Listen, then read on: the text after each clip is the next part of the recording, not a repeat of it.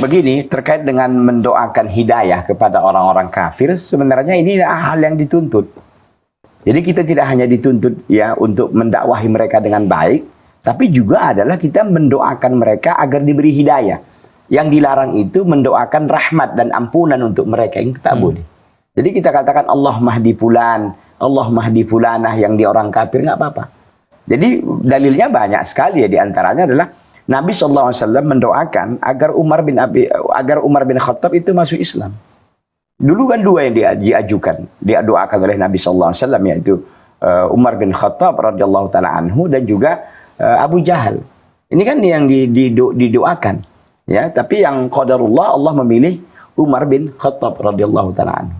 Dan banyak diantaranya juga adalah ibunda Abu Hurairah radhiyallahu taala anhu.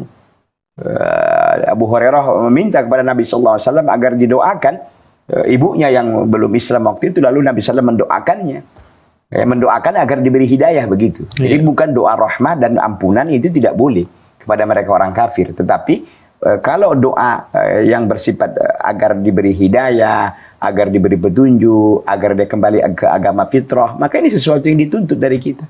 Bahkan kita tidak mengkhususkan orang, maka bisa kita doakan, ya Allah berilah petunjuk kepada semua orang kafir yang ada di dunia ini agar kembali kepada agama Islam ini.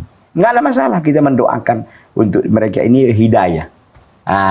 Demikian. Yang dilarang itu adalah rahmat dan ampunan.